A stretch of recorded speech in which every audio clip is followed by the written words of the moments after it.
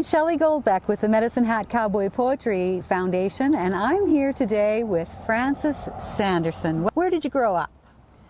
Halfway between East End and Pipa. And Carna. I come from an Irish person named that. Ah, very good. That was what the district was. Yeah. We had a co-op store up there, and I went to school up there and took all my schooling except grade 12. Very good. And then you lived in Pie Pot for a while. Tell me about that. Well, after I graduated, I got a chance to work in the Imperial Bank in Pie Pot. And I worked there for almost 2 years. And I met my husband that I knew before. Then I was a dumb girl and went and got married. Went to the farm, 4.5 miles southeast of Pie Pot. Tell me about farm life. What was your favorite part about farm life? I loved farm life. I was raised on the farm in the hills. And I was my own entertainer. My brother was 7 years older. I was a tomboy. I was outside all the time. I wouldn't help my mother. And I can remember her saying more than once, "Fred, would you please get after this kid?" And my dad would wander to his Ogden's tobacco can on the edge of the cupboard and roll a cigarette. He wouldn't say a word to me, and yet I was scared stiff of my dad, and I don't know why. He was a soft-spoken Englishman, if you can imagine that. If he would have said 2 words to me, I don't know what I'd have done. Mm-hmm. Well, tell me about your tomboyishness. Now, you mentioned that earlier, and I'd like to know what kind of things you might have been doing out there as a tomboy. I was outside all the time. I just went outside and found my own entertainment.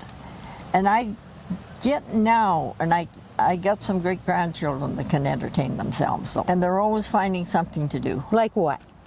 Are they climbing up and getting magpie nests like you did? No, they don't have any magpie nests. They would if they were there. Now, apparently you were named after your grandfather. Tell me about that. Francis Circle White. Yes, that was his name? That was his name. Mm-hmm. And Francis was spelt with an I was his name. Yeah. Mine spelt with an E.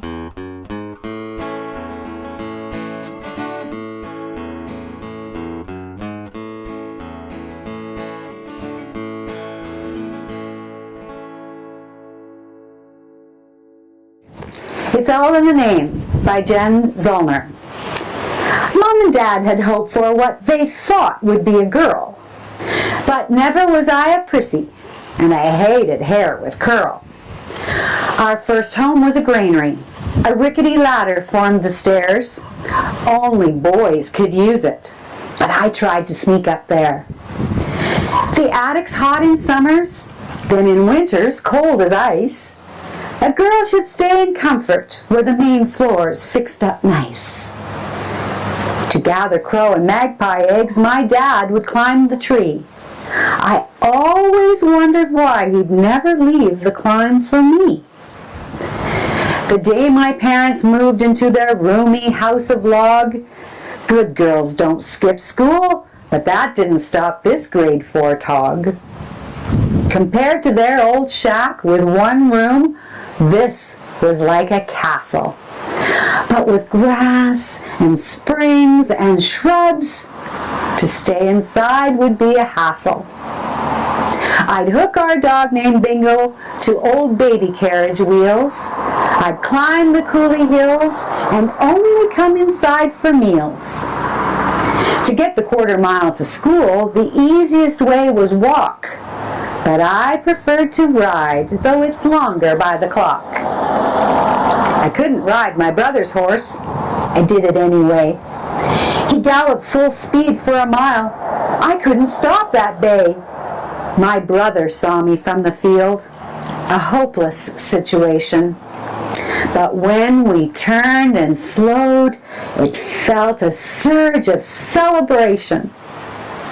And then, one day it dawned on me why I was such a boy. It's because my name was Frances that the outdoors was my joy. My grandpa was called Francis. Folks were named like those before. With a male name, what else could my folks expect but a boy to the core?